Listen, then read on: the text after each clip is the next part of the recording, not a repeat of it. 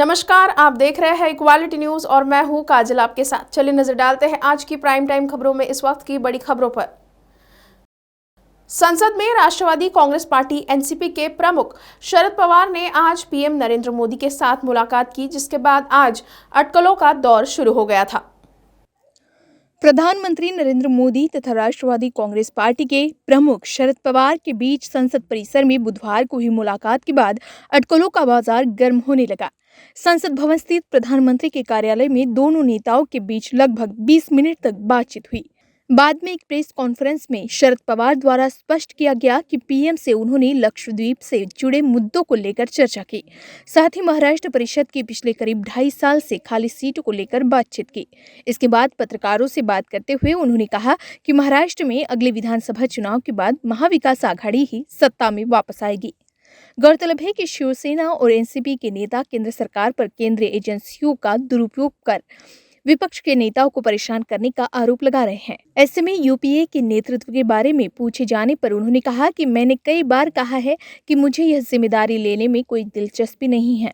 मैंने संजय राउत की संपत्तियों को कुर्क करने के मामले को प्रधानमंत्री के सामने रखा। अगर कोई केंद्रीय एजेंसी इस तरह का कदम उठाती है तो उन्हें इसकी जिम्मेदारी लेनी होगी।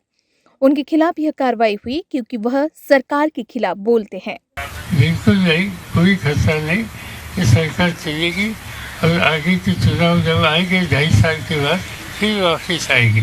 महाराष्ट्र में सत्ताधारी शिवसेना के नेतृत्व वाली महाविकास आघाड़ी एमवीए गठबंधन सरकार में फूट पड़ गई है। गठबंधन की सहयोगी दल स्वाभिमानी पक्ष ने मंगलवार को एमवीए से खुद के अलग होने का ऐलान कर दिया है।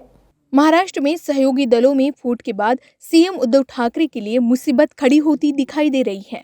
स्वाभिमानी पक्ष के नेता राजू शेट्टी ने फैसला लेने से पहले पार्टी के नेताओं के साथ विचार विमर्श किया और उसके बाद उन्होंने कहा कि गठबंधन और पार्टी के बीच अब कोई ताल्लुक नहीं है और वे सरकार का हिस्सा नहीं है। उन्होंने कहा कि महाराष्ट्र की गठबंधन सरकार ने किसानों के साथ धोखा किया है।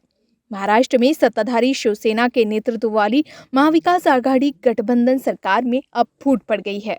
गठबंधन की सहयोगी दल स्वाभिमानी पक्ष ने मंगलवार को एमवीए से खुद से अलग होने का ऐलान कर दिया है। वहीं सत्ता में साझेदार कांग्रेस के विधायकों का प्रतिनिधिमंडल पार्टी के अंतरिम अध्यक्ष सोनिया गांधी से मुलाकात कर पार्टी विधायकों की अनदेखी करने की शिकायत की है। झारखंड सरकार खिलाड़ियों को सरकारी नौकरी में 2% का क्षैतिज आरक्षण देगी। वहीं शैक्षणिक संस्थाओं में दाखिले के लिए खिलाड़ियों के लिए 3% आरक्षण का प्रावधान होगा। झारखंड सरकार खिलाड़ियों को सरकारी नौकरियों में 2% का क्षैतिज आरक्षण देगी।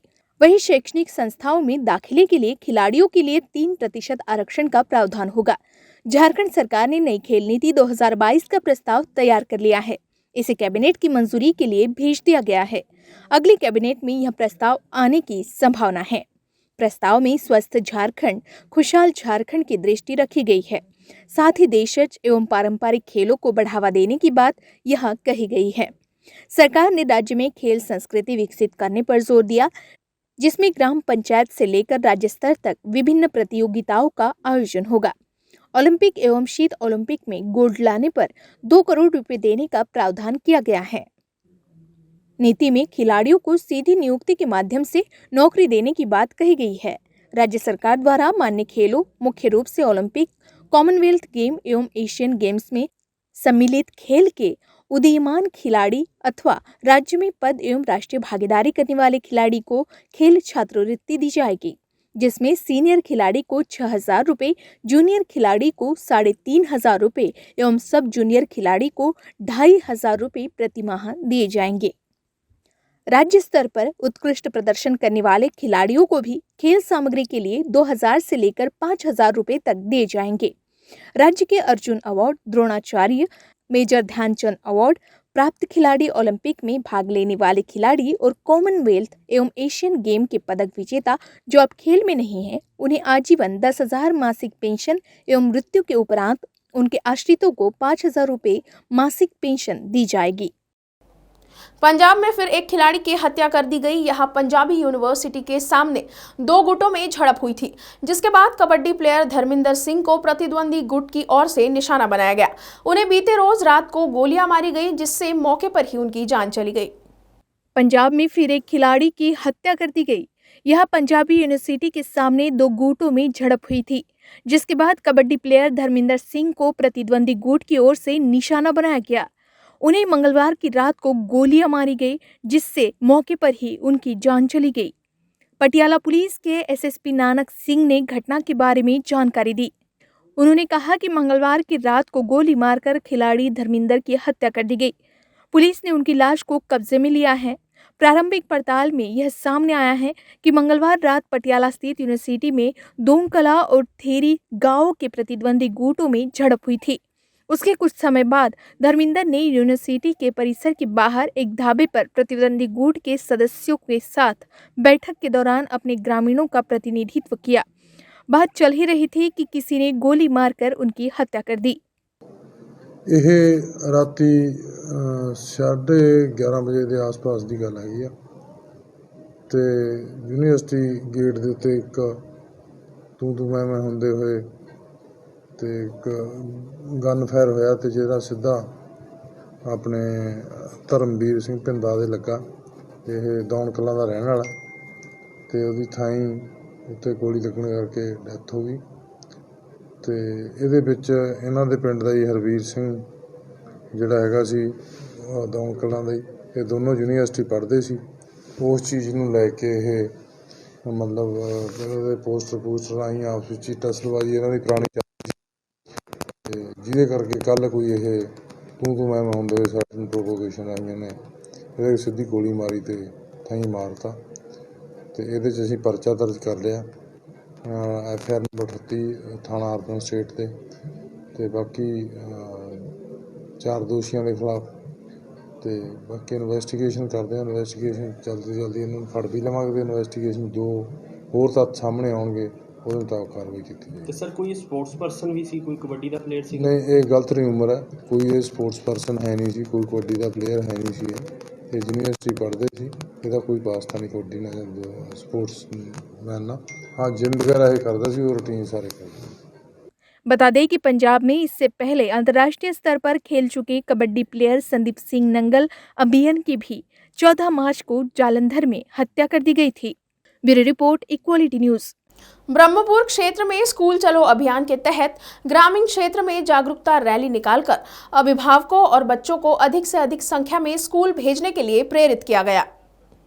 उत्तर प्रदेश में ब्रह्मपुर क्षेत्र में स्कूल चलो अभियान के तहत ग्रामीण क्षेत्र में जागरूकता रैली निकालकर अभिभावकों और बच्चों को अधिक से अधिक संख्या में स्कूल भेजने के लिए प्रेरित किया गया। बुधवार को विकास क्षेत्र ब्रह्मपुर पकड़पुरा के प्राथमिक विद्यालय में स्कूल चलो अभियान के तहत जागरूकता रैली निकाली गई। रैली का शुभारंभ प्रधानाध्यापक विमल किशोर ने किया। जागरूकता रैली पकड़पुरा बैरवास से होती हुई पुनः प्राथमिक विद्यालय पर संपन्न हुई। विद्यालय में अभिभावकों एवं छात्र छात्राओं को प्रदेश सरकार द्वारा स्कूल चलो अभियान कार्यक्रम के बारे में सामूहिक रूप से शिक्षा के प्रति प्रेरित किया गया। मुख्यमंत्री जी की ये पहल हमको बहुत अच्छी लगी, क्योंकि शिक्षा के प्रति हमको और हमारे बच्चों को जागरूक कर रहे हैं। अगर हमारे बच्चे पढ़े लिखे रहेंगे, हमारा समाज पढ़ा लिखा रहेगा, तो आगे चल के हम अच्छा कुछ कर सकते हैं या अच्छा सोच सकते हैं। इसमें मेरा पूरा 100% सहयोग रहेगा कि 2 साल बर्बाद हो गया बच्चों लोग का, अब बर्बाद ना हो पाए। और गार्जियन लोगों से भी निवेदन है कि बच्चों लोगों का गाइड करें। कार्यक्रम का मुख्य उद्देश्य था लोगों के बीच शिक्षा के प्रति जागरूकता का विकास करना। लोग जागरूक होंगे तभी वो बच्चों के प्रति कुछ कर पाएंगे, और बच्चों का विद्यालयों में समय से नामांकन कराना, बच्चों को विद्यालय में समय से भेजना, बच्चों की सही समय पे सही देखभाल करना। इक्वालिटी न्यूज के लिए राम सिंह गौतम, उत्तर प्रदेश, गोरखपुर। राजस्थान के कोटा में गैंगवॉर में हिस्ट्री शीटर डॉन देवा गुर्जर के मर्डर के बाद मंगलवार को भीड़ ने जमकर बवाल किया। गुर्जर की हत्या के विरोध और आरोपियों की गिरफ्तारी की मांग को लेकर बोराबास, कोटा और शहर में मरचुरी के बाहर उनके समर्थकों द्वारा हंगामा शुरू कर दिया गया। पुलिस पर पत्थरबाजी की गई। पुलिस ने भी लाठियां चलाकर लोगों को खदेड़ा है। वहीं बोराबास, कोटा में आज सुबह प्रदर्शन कर रहे लोगों ने रोडवेज की बस में आग लगा दी। कई में तोड़फोड़ की गई। वहीं पूरे मामले में पुलिस ने 5 बदमाशों को पकड़ लिया है। बता दें कि सोमवार को हथियारों से लैस बदमाशों ने रावत भाटा चित्तौड़गढ़ में हिस्ट्री शीटर देवा गुर्जर को मौत के घाट उतार दिया था। उधर पोस्टमार्टम कराने के बाद देवा के शव को फिलहाल मर्चुरी में ही रखा गया है। प्राइम टाइम खबरों में आज के लिए इतना ही। फिर होगी आपसे मुलाकात, तब तक के लिए आप देखते रहिए इक्वालिटी न्यूज़। खबरों की और भी जानकारी के लिए आज ही हमारे फेसबुक पेज को लाइक और फॉलो करना ना भूलें। साथ ही हमारे यूट्यूब चैनल को सब्सक्राइब करें।